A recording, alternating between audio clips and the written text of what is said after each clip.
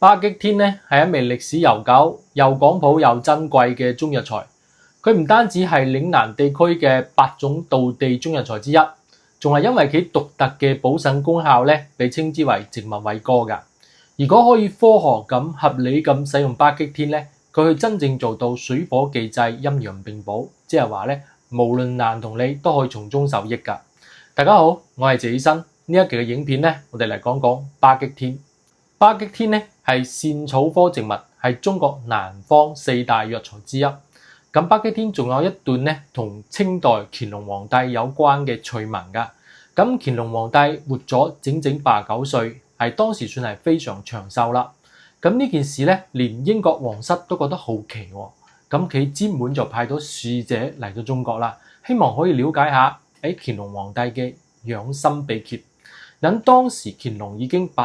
83歲啦，睇嚟咧好似60幾歲嘅人咁，唔單止身體好，而且咧精神都特別好，成個人活力十足啊！好多後生仔可能都唔一定比得過佢噶。咁英國使者咧，佢就問佢嘅長壽秘訣，咁以回答咧，皇帝咧即係乾隆皇帝咧，佢日常進補個藥材之中咧，有一味關鍵嘅中藥就係巴戟天啦。咁除咗皇帝，仲有一個更早嘅巴戟天傳說。係好耐以前咧，有一個住喺深山裏邊嘅老農，佢年紀大咗，又長年喺外邊辛苦勞作，咁風吹雨曬係嘛，最後咧佢腰部咧出咗啲問題，經常會隱隱作痛噶。咁有一日咧，一個路過嘅仙人咧睇到佢冇喺田裏邊做嘢，佢反而喺個床上邊咧咁樣呻吟，就走過去關心佢，咩回事啊？咁老農咧就將自己嘅情況一五一十咁講咗出嚟。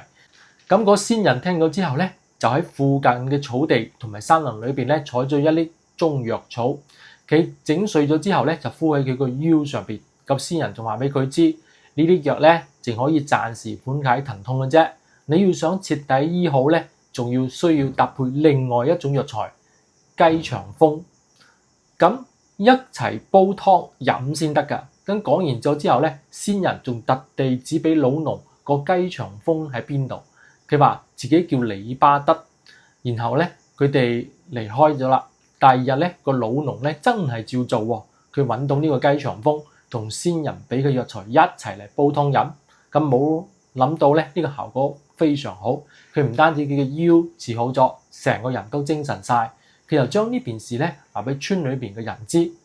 結果咧嗰啲有腰膝毛病嘅老人咧都去採嚟食，咁效果咧同樣都好神奇，咁大家疼痛都消失啦。咁為咗感謝仙人嘅幫忙咧，村民咧就決定將雞腸風咧改名為巴戟，咁以此咧紀念嗰位仙人。咁從此以後咧，巴戟天咧就成咗呢個村嘅寶貝藥，慢慢咁傳開咗名聲。咁其實巴戟天唔單止係補腎助陽咁簡單㗎。佢喺中醫裏邊咧有住非常悠久嘅應用歷史。按照傳統嘅理論咧，巴戟天性微溫、微甘，深入腎肝經嘅。佢主要功效係補腎陽、強筋骨同埋去風濕㗎。喺《本草綱目》裏邊咧就記載咧，巴戟天治腳氣、補血海、療夢遺。咁意思即係話咧，佢唔單止可以治療一啲腳氣啦，仲可以補充精血啦，緩解夢遺嘅呢啲問題㗎。咁《本草備要》咧都提到佢係強筋骨、起陽痿㗎，意思即係話咧，佢去增強筋骨嘅力量，對肝腎虧虛導致嘅筋急無力啊、行路冇乜力啊，咁呢啲問題咧都有幫助㗎。同時咧，對風濕引起嘅關節疼痛啊，或者係我哋伸骨唔係咁方便啊，都有唔錯嘅調理效果㗎。咁現代研究咧都發現巴戟天裏邊含有吽崑吡啦、環稀、醚鐵類呢啲活性嘅成分，佢唔單止可以調節免疫系統啦，增強身體嘅防禦能力，仲可以對生殖系統有雙向調節嘅作用，好似激素分泌啊、細胞保護呢啲方面都會涉及㗎。咁呢啲研究結果咧都進一步驗證咗古人所講嘅補腎陽啦。然後咧佢清除自由基嘅能力咧，比好多常見嘅抗氧化劑仲強㗎，有助於延緩衰老。都難怪古代傳說裏邊咧話佢可以延年益壽㗎。更有啲女性朋友問咧，謝醫生啊，聽講巴戟天係補腎㗎，咁佢可唔可以提升女性嘅雌激素呢？咁呢個問題咧，其實係涉及到中醫同埋現代醫學兩個唔同嘅體系啦。咁簡單嚟講咧，巴戟天佢唔可以直接咁提升女性嘅雌激素水平㗎。咁如果你係有雌激素偏低嘅問題咧，比如經唔規律啦，或者係性慾咧下降啦，或者係更年期有啲提前咧建議都係揾專業嘅醫生進行檢查同埋治療㗎。比如有必要咧使用一啲雌激素類嘅藥物，仲係咁係科學嘅一個方式嚟㗎。咁我哋回到巴戟天嘅本身咧，佢作為一種傳統嘅中藥咧，佢嘅主要嘅作用咧，在於補腎助陽啦、強筋健骨啦，同埋祛風除濕㗎。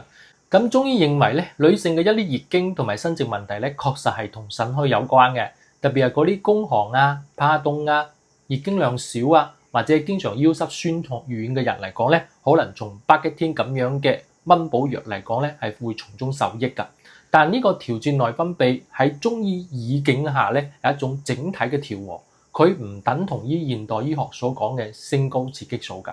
而且目前嘅科學研究都冇明確嘅證據證明咧，巴戟天可以顯著提高女性體內嘅雌激素水平，